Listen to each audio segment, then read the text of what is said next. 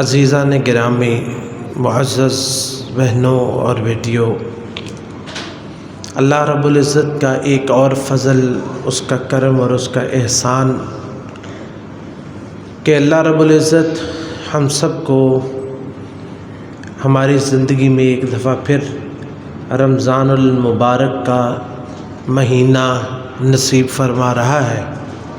اللہ رب العزت سے دعا ہے کہ اللہ تعالی ایمان کی سلامتی کے ساتھ، صحت اور عافیت کے ساتھ اور ہر قسم کی پریشانی سے بچا کر ہمیں اس مہینے تک پہنچائے، اور اس مہینے میں ہمیں وہ کام کرنے کی توفیق نصیب فرمائے جس سے وہ راضی اور خوش ہوتا ہے۔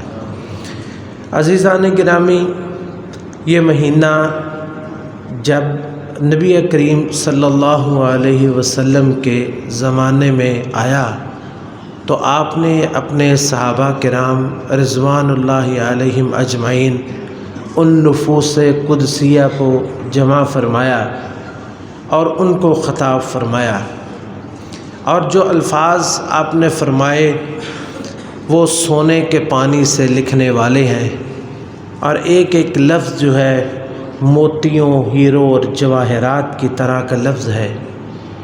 آپ نے فرمایا، جیسا کہ ابو ہریرہ رضی اللہ تعالی عنہ روایت کرتے ہیں کہ اتاکم شہر رمضان شہر مبارک، تمہارے پاس رمضان کا مہینہ آ رہا ہے جو مبارک مہینہ ہے۔ اب آپ کا جو یہ فرمانا کہ یہ مبارک مہینہ ہے، یہی اس کی فضیلت کے لیے کافی ہے کہ آپ نے فرمایا کہ یہ مہینہ برکت والا مہینہ ہے، یعنی اس میں ہر چیز کے اندر برکت اللہ رب العزت نازل فرما دیتا ہے۔ اس مہینے کا آنا، اس کا چاند طلوع ہونا ہی برکت کا سبب ہے، جو کہ نیکیوں میں برکت کا سبب ہے، رزق میں برکت کا سبب ہے، دعا میں برکت کا سبب ہے، اللہ کی رحمتوں کے نزول میں برکتوں کا سبب ہے۔ شہر مبارک، یہ جو پورا مہینہ آپ نے فرما دیا نا مبارک مہینہ، اس کی ہر ساعت، ہر گھڑی، چاہے وہ دن کی ہو، وہ رات کی ہو، وہ شام کی ہو، وہ دوپہر کی ہو، ہر وقت اس کا اور ہر لمحہ وہ بابرکت ہے۔ ہر چیز کے اندر برکت ہے، اس میں صدقات، اس میں خیرات، اس میں دعا، اس میں عبادات، اس میں اذکار، اس میں تسبیح، اس میں توحید، اس میں نماز، اس میں روزہ، اس میں صدقات و خیرات۔ جو کام بھی کریں گے وہ برکت والا کام ہوگا، کیونکہ آپ نے فرمایا شہر مبارک، یہ پورا مہینہ جو ہے وہ برکت والا ہے۔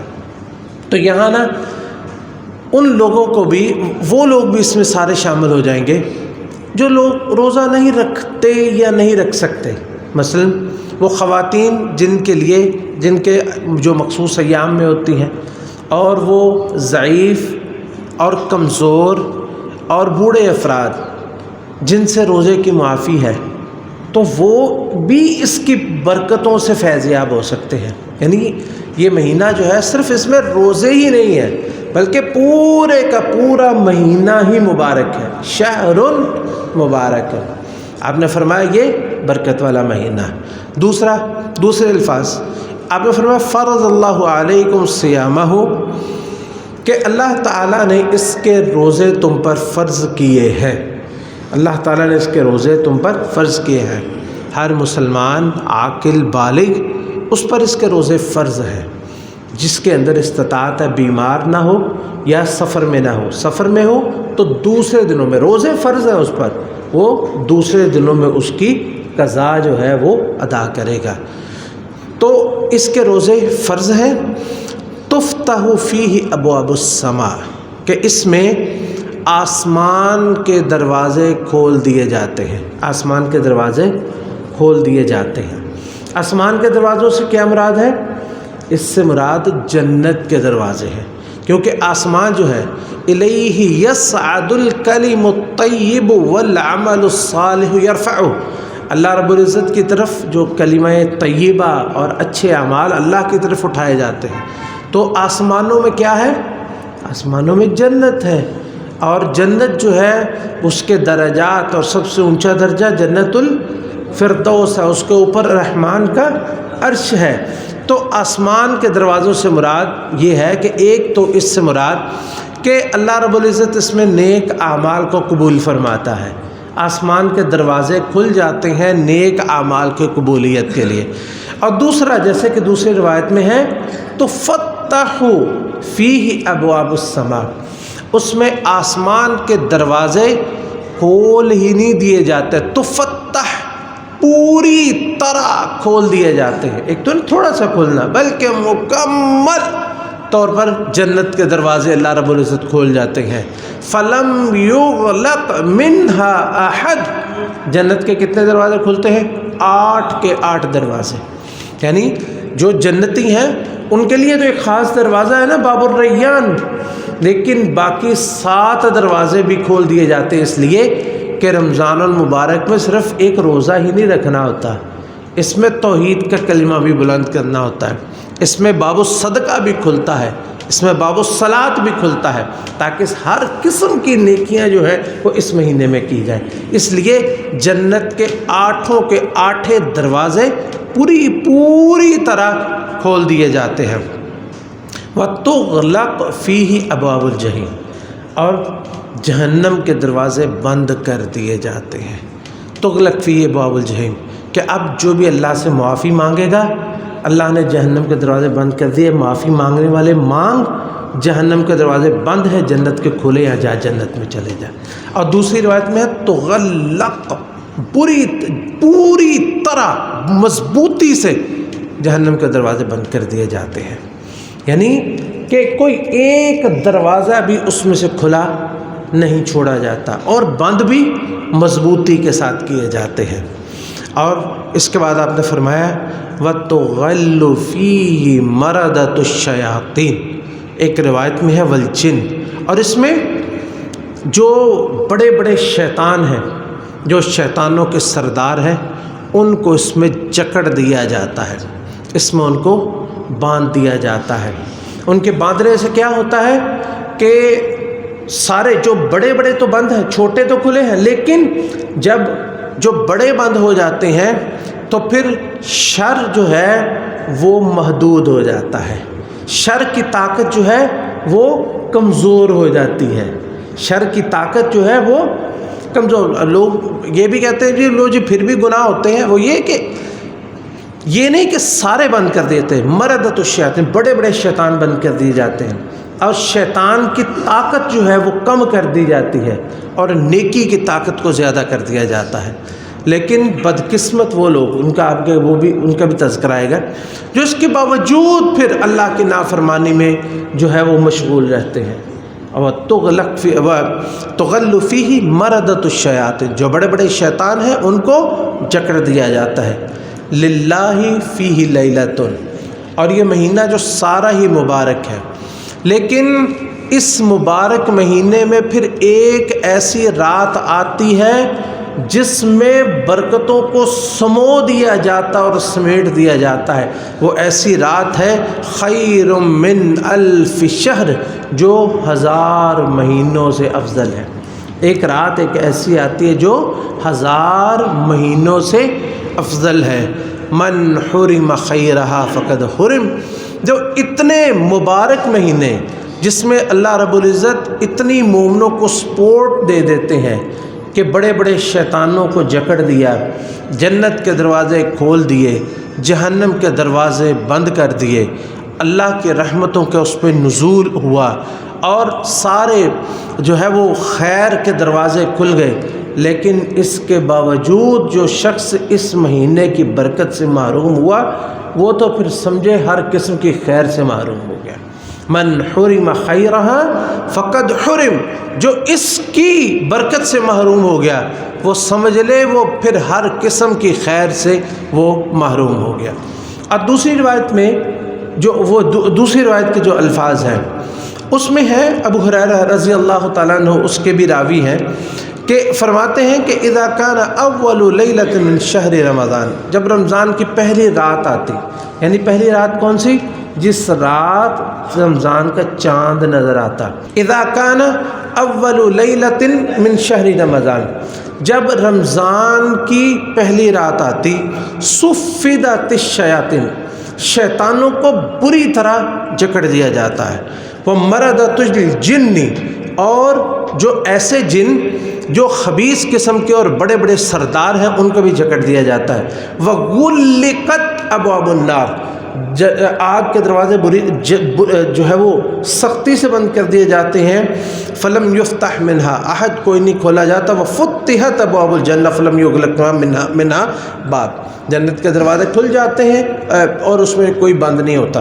اور آگے آپ لوگوں نے فرمایا وَيُنَادِي مُنَادٍ، ایک منادی کرنے والا منادی کرتا ہے.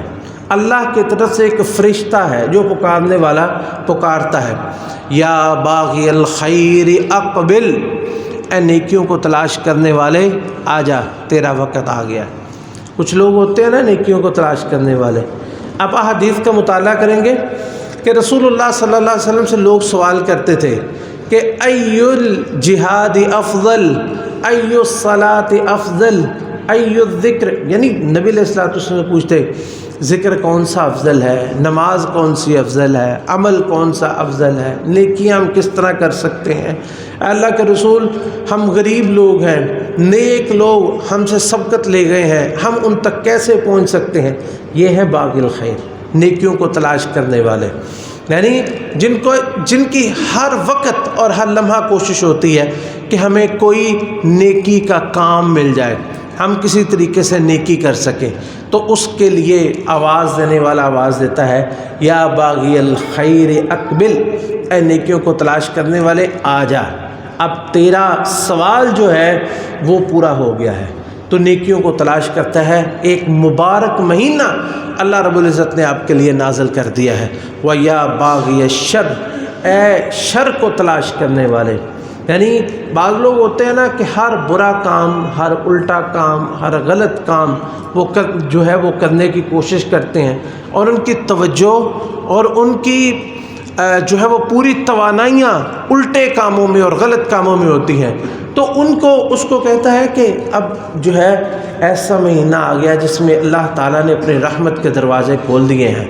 تو اے برائیاں کرنے والے، برے کام کرنے والے، الٹے کام کرنے والے، اب تو باز آ جا. اور یا باغی الشر اکثر.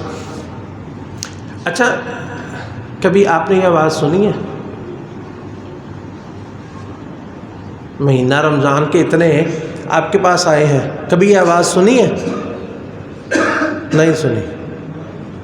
کبھی کسی کو سنائی دی ہے؟ کوئی ایسا نیک آدمی نہیں ہے جس کو یہ آواز سنائی دی ہو؟ نہیں. اگر کسی نے یہ الفاظ جو میں نے آپ کو کہے ہیں یہ آپ تک کبھی پہنچے ہیں؟ نہیں پہنچے. نہیں پہنچے. ابھی آپ نے سنے نہیں ہیں؟ سنے نہیں ہیں ابھی؟ تو پھر آپ کیسے کہتے ہیں ہم نے سنے نہیں ہیں؟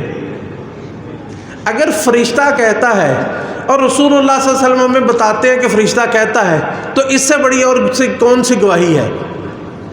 کچھ ضروری دیکھیں، کوئی بھی بات جو عالمی سطح پر ہوتی ہے کہ مثلا آج جی فلاں ملک میں یہ کام ہو گیا ہے، وہ ہم سنتے تو نہیں ہیں، ذرائع ابلاغ ہم تک پہنچاتے ہیں جو جھوٹے بھی ہیں جو سچے بھی ہیں. ہم مان لیتے ہیں یہ ہو گیا جی، آج امریکہ میں یہ ہو گیا، آج افریقہ میں یہ ہو گیا، آج فلاں ملک میں ہو گیا. حالانکہ ہم سنتے نہیں، ہم کہتے ہیں ایسا ہو گیا. کیوں کہتے ہیں؟ اس لیے کہ ہم کہتے ہیں کہ ہم تک یہ بات پہنچی ہے. تو جب اللہ کے رسول علیہ الصلوۃ والسلام نے ہم تک یہ بات پہنچا دی ہے تو اس سے بڑی اور کون سی تصدیق ہے؟ آپ کیسے کہہ سکتے ہیں ہم تک یہ بات پہنچی نہیں؟ پہنچی ہے کہ نہیں پہنچی؟ پہنچ گئی ہے نا. ہماری زبانی آپ نے سن لی ہے نا. تو یہ آپ نہیں کہہ سکتے ہم تک یہ بات نہیں پہنچی. لہٰذا یہ بات آپ سب کو کہی جا رہی ہے کہ وہ یا باغی الخیر اقبل، اے نیکیوں کو تلاش کرنے والے آ جا. وہ یا باغی الشر اقصر، اور برائیوں کو تلاش کرنے والے اب تو باز آ جا، اب تو باز آ جا. اور آپ نے فرمایا وَلِلَّهِ أُتَقَاءُ مِنَ النَّارِ وَذَلِكَ كُلَّ لَيْلَةٍ، اور اس مہینے میں اللہ رب العزت بے شمار لوگوں کو جہنم کی آگ سے آزاد فرما دیتے ہیں. اللہ تعالیٰ کو کسی کا روزہ، کسی کی نماز، کسی کا ذکر، کسی کا قیام ایسا پسند آ جاتا ہے کہ اس کا نام جنتیوں میں لکھ دیا جاتا ہے کہ یہ جنتی ہے، یہ جہنم سے آزاد ہو گیا، اس کو نہیں پتہ ہوتا، لیکن اللہ نے لکھ دیا سو لکھ دیا۔ اب اس کے بعد اس سے کوئی کمیاں کوتاہیاں ہوتی ہیں، وہ اللہ تعالیٰ معاف فرمانے والا ہے۔ تو لہٰذا ایسے روزے رکھیں اور ایسے اس رمضان کے مہینے کو گزاریں کہ اللہ تعالیٰ واقعی ہی ہم سب کو جہنم کی آگ سے آزاد فرما دے۔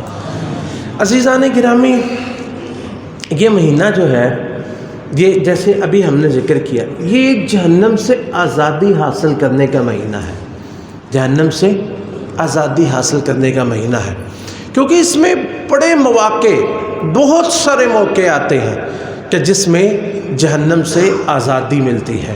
مثلا نبی علیہ الصلوۃ والسلام نے فرمایا، من صام رمضان ایمانا واحتسابا غفر له ما تقدم من ذنبه۔ اس مہینے میں بہت سارے اعمال ہیں، ان اعمال میں سے ایک روزہ ہے، ایک روزہ ہے، یعنی یہ سارا روزہ صرف روزہ ہی نہیں ہے، بہت سارے اعمال، لیکن ان میں سے ایک ہے روزہ۔ من صام رمضان ایمانا واحتسابا، جس نے روزہ رکھا اللہ رب العزت پہ ایمان رکھتے ہوئے اور نیکی کی اجر سے، نیکی کی نیت سے، اجر کی نیت سے، اور اس طرح جس طرح رسول اللہ صلی اللہ علیہ وسلم نے فرمایا کہ یہ کچھ کرنا ہے، یہ کچھ نہیں کرنا۔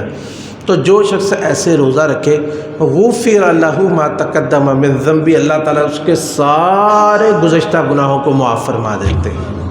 نمبر 1۔ نمبر 2، من قام رمضان ایمانا واحتسابا، جس شخص نے رمضان کا قیام کیا اللہ پر ایمان رکھتے ہوئے اور نیکی کی امید رکھتے ہوئے اور نیکی کی نیت سے، اجر کی نیت سے جس نے رمضان کا قیام کیا، تو غفر لہ ما تقدم من ذنبہ، اللہ تعالیٰ اس کے بھی سارے گناہوں کو معاف فرما دیتے ہیں۔ یہ کتنا موقع ہو گیا؟ دوسرا۔ کتنا موقع ہو گیا؟ دوسرا موقع۔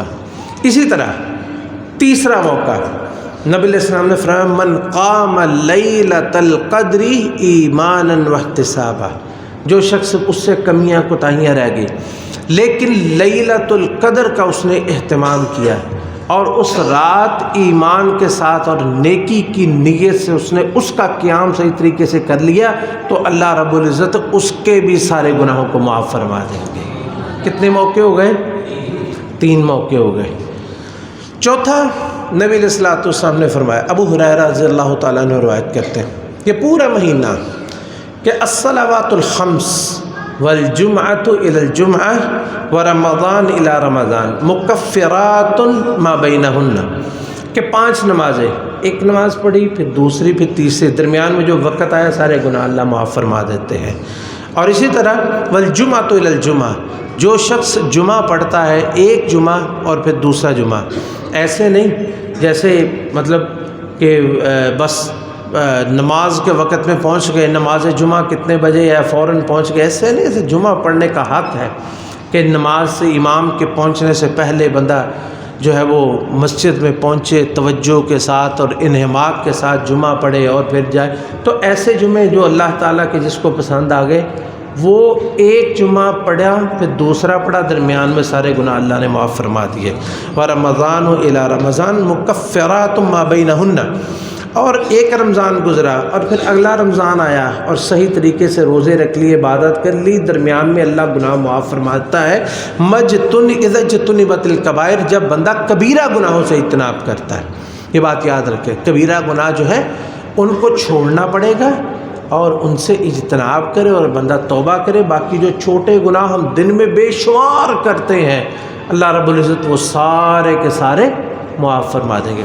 یہ بات یاد رکھیں کہ جو گناہ چھوٹے ہوتے ہیں، ان ذروں سے مل کر ہی صحرا بنتے ہیں، قطروں سے مل کر ہی دریا بنتے ہیں۔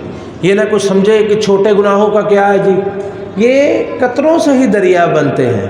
ان چھوٹی چھوٹی چیزوں سے یہی مل کے جو ہے یہ نامہ اعمال جو ہے وہ انسان کے اس کے ترازو جو ہے وہ ان کو بھر دیتے ہیں۔ اس لیے یہ ایک موقع، پورا رمضان ایک موقع ہے، جیسے ہم نے 3 موقع پہلے ذکر کیے، روزے اور قیام اور لیلۃ القدر اور پورا کا پورا رمضان ایک جو ہے وہ موقع ہے گناہوں کی بخشش کے لیے۔ اور اسی طرح ہر رات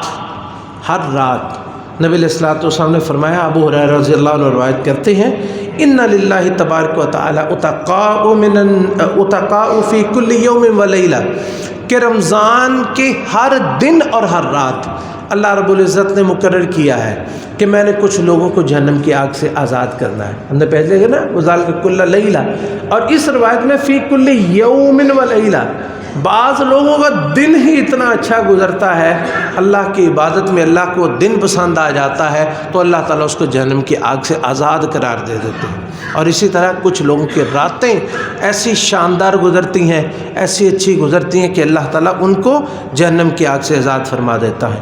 وَإِنَّ لِكُلِّ مُسْلِمٍ فِي كُلِّ يَوْمٍ وَلَيْلَةٍ دَعْوَةً مُسْتَجَابَةً، اور ہر مسلمان کو رمضان المبارک میں ایک دعا کا موقع ملتا ہے کہ جو وہ کرتا ہے تو اللہ تعالیٰ اس کی دعا کو قبول فرما دیتے ہیں۔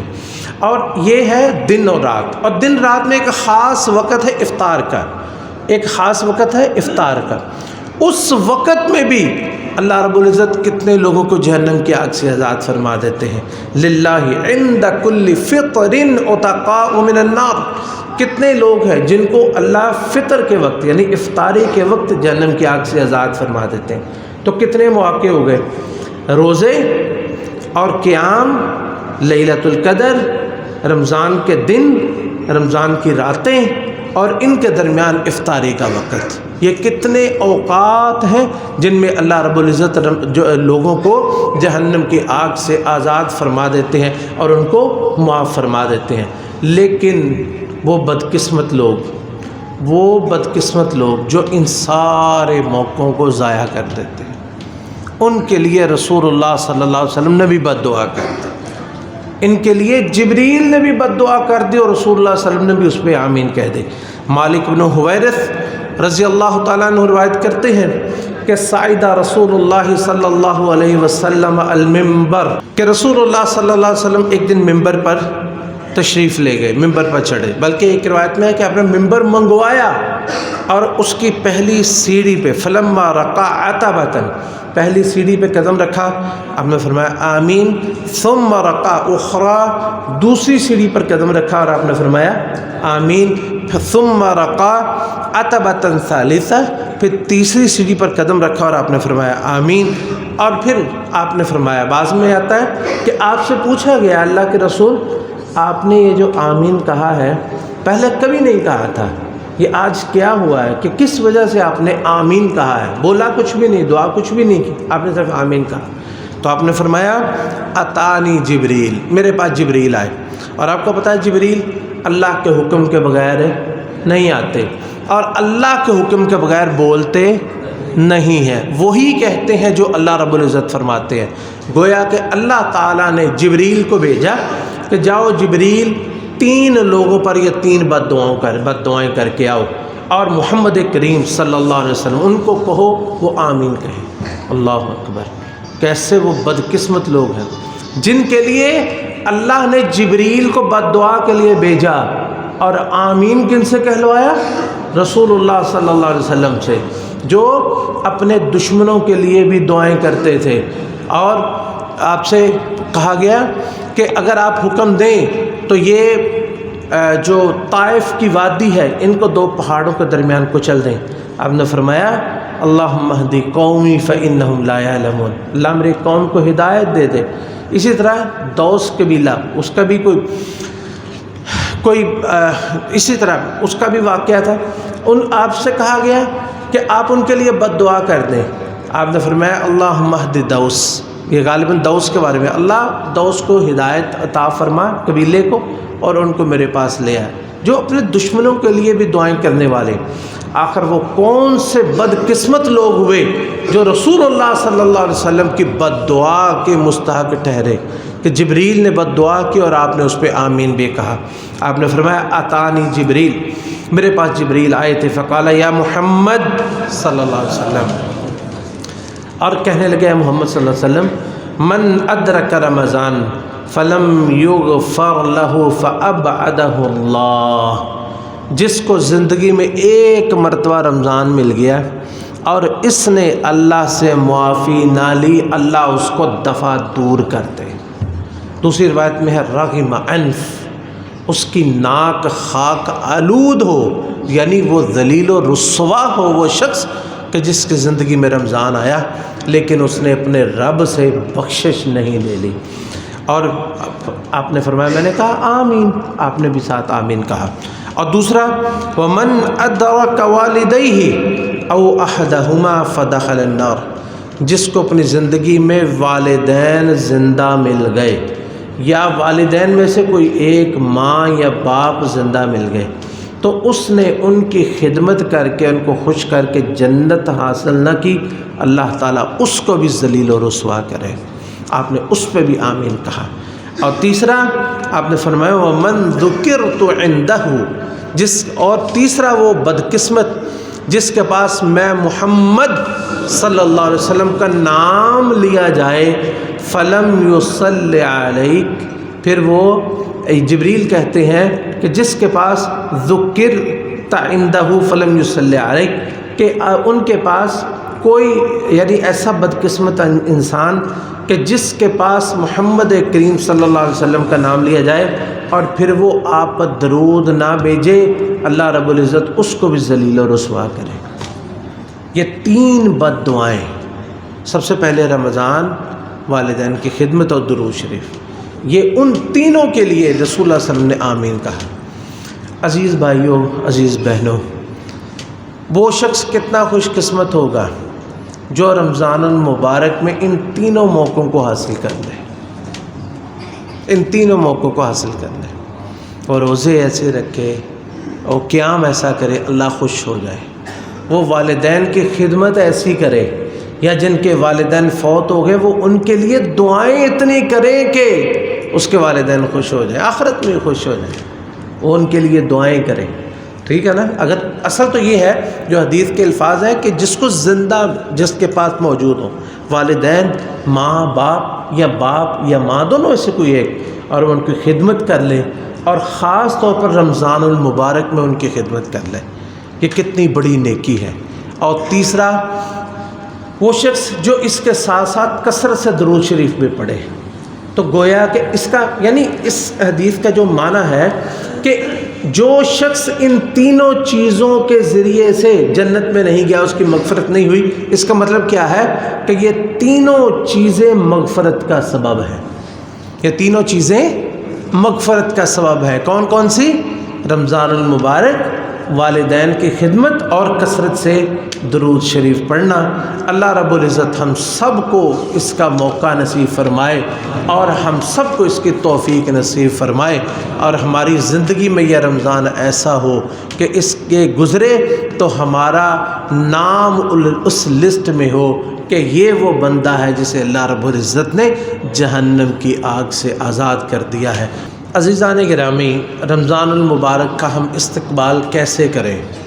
یعنی رمضان المبارک سے پہلے جو ایک دو دن ہیں، ان دنوں میں ہمیں کچھ ایسے کام کر لینے چاہیے جس سے ہم رمضان کے لیے تیار ہو جائیں، اور بالکل جب رمضان آئے تو یہ نہ ہو کہ ہماری تیاری نہ ہو اور ہم ابھی سوچ رہے ہوں اب ہمیں کرنا کیا ہے۔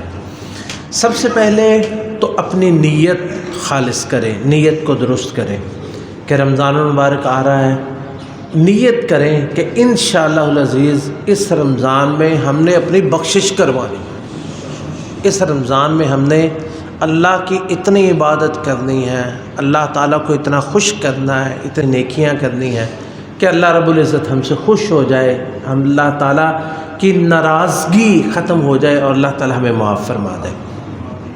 دوسری بات، رمضان المبارک کی آمد پر اللہ کا شکر ادا کرنا کہ اللہ تیرا شکر ہے کہ تو نے ہمیں ایک دفعہ پھر اپنی اس عظیم الشان نعمت سے نوازا ہے۔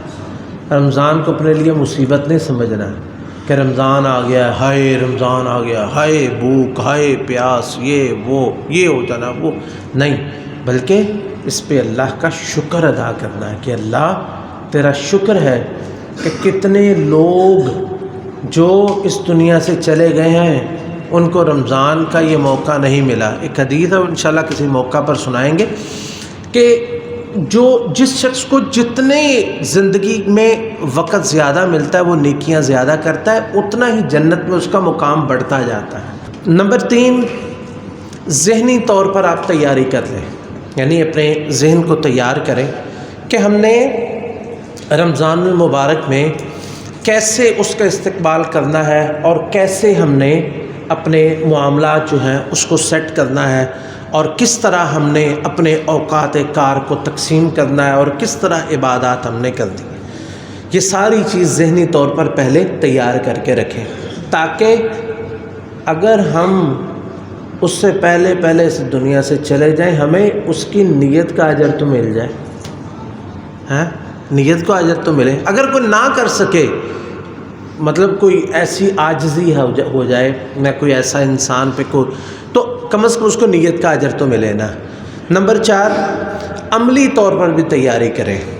اپنے مقامات گھر میں کوئی عبادت کے لیے ایک کونا رکھ لیں کہ جگہ جہاں پہ جائے نماز بچھا ہوا ہو، جہاں پہ قرآن پاک پڑھا ہو، اور اسی طرح بازار سے اذکار کارڈ وغیرہ وہ لے کے جیب میں رکھیں، اور دعاؤں کے جو ہے وہ، اور اسی طرح جو ہے وہ قرآن کریم جو ہے وہ اس کے ساتھ جو قرآن کریم ایک تو رکھنا ہے نا.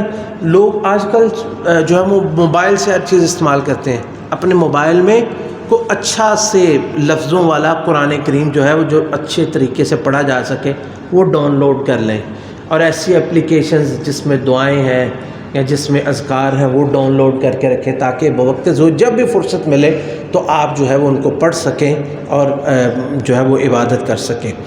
نمبر 5، اچھی صحبت اختیار کریں. علماء کے ساتھ ملے گلیں اور خطبات وغیرہ سنیں، اور بری صحبت دوستوں کے ساتھ ملنا جلنا اس کو بند کر دیں. اور خاص طور پر یہ جو سوشل میڈیا ہے اس کے استعمال کو کوشش کرنی چاہیے سوائے ضرورت کے اس کو استعمال ہی نہ کریں، اس کو بند ہی کر دیں، فضول قسم کا اس پہ وقت ضائع نہ کریں.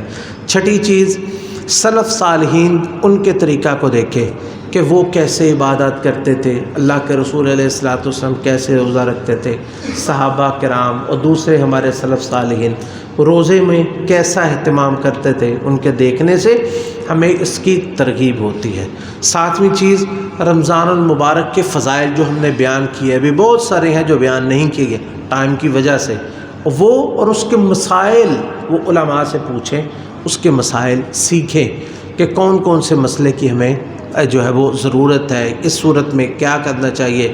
بیمار لوگ ہیں وہ اپنی بیماری کے بارے میں سوال کریں، بیماری کی یہ کنڈیشن ہو یہ ہو تو ہمیں کیا کرنا چاہیے. اور اسی طرح 8ویں چیز ہے توبہ، سچی توبہ کریں کہ اللہ یہ رمضان آ گیا ہے، ان جو گناہ میں نے چھوڑے ہیں وہ صرف رمضان کے لیے نہیں چھوڑے، انشاءاللہ آئندہ بھی ہم اس سے اجتناب کریں گے. اور 9ویں اہم ترین چیز ہے فضول گفتگو، اور خاص طور پر ہمارے ملک کی جو یہ سیاسی کنڈیشن ہے اس میں ہم جو اپنا وقت برباد کرتے ہیں اور اپنی جو ہے وہ محبتیں تباہ کرتے ہیں اور اپنا وقت کا ضیاع کرتے ہیں. یہ حکومت اور جو ہے وہ تخت کے بھوکے لوگ یہ ایک دوسرے کو کھاتے ہیں، ضرورت پڑتی ہے تو ایک دوسرے کے ساتھ گلے بھی لگ جاتے ہیں، جب ضرورت ختم ہو جاتی ہے تو ایک دوسرے کی ٹانگیں کھینچنے لگتے ہیں. میرے بھائیوں، آپ ان تمام چیزوں سے اجتناب کریں، کیونکہ یہ ساری فضول حرکتیں رمضان المبارک میں ہونے والی ہیں، اور ان کو نہ رمضان کا احترام نہ ان کو کسی بھی مہینے کا احترام. تو آپ جو ہے اپنی زبانوں کو بند رکھیں اور اپنے آپ کو پابند کریں کہ ہم نے اس میں کچھ حصہ ہی نہیں لینا. یقین کریں کہ آپ کے خام خواہ فضول بولنے سے ان پر کوئی اثر نہیں ہونے والا، لیکن آپ پر اثر ضرور ہوگا، آپ کا وقت ضائع ہوگا، آپ کے اعمال تباہ ہوں گے. اور 10ویں چیز یہ ہے کہ اللہ رب العزت سے اعمال صالحہ کی توفیق مانگے کہ اللہ ہمیں، جیسے بہت ساری دعائیں ہم کرتے ہیں، آپ بھی ہمارے ساتھ کریں، رب اعنی علی ذکرک و شکرک و حسن عبادتک، اللہم اقسم لنا من خشیتک ما تحول به بیننا و بین معصیتک ومن طاعتک ما تبلغنا به جنتک ومن الیقین ما تهون به علینا مصیبات الدنیا اللہم متعنا باسمائنا و بصارنا و قواتنا ابدا ما احییتنا. یہ دعا ساری جو ہے اسی طرح اللہم انی اسألک الہدی والتقی والعفاف والغنی. اللہم آت نفسی تقواها وزکیها انت خیر من زکاها انت ولیها ومولاها. ربنا هب لنا من ازواجنا وذریاتنا قرۃ اعین وجعلنا للمتقین اماما. دعائیں کریں اللہ رب العزت سے اللہ ہمارے بیماروں کو صحت تندرستی عطا فرمائے، اور جو لوگ پریشان حال ہیں اللہ سب کی پریشانیاں دور فرمائے، اور اللہ تعالیٰ خیریت کے ساتھ عافیت کے ساتھ ہمارا یہ مہینہ گزار دے. اللہم صلی علی محمد وعلی آل محمد کما صلیت علی ابراہیم وعلی آل ابراہیم انک حمید مجید. اللہم بارک علی محمد وعلی آل محمد کما بارکت علی ابراہیم وعلی آل ابراہیم انک حمید مجید.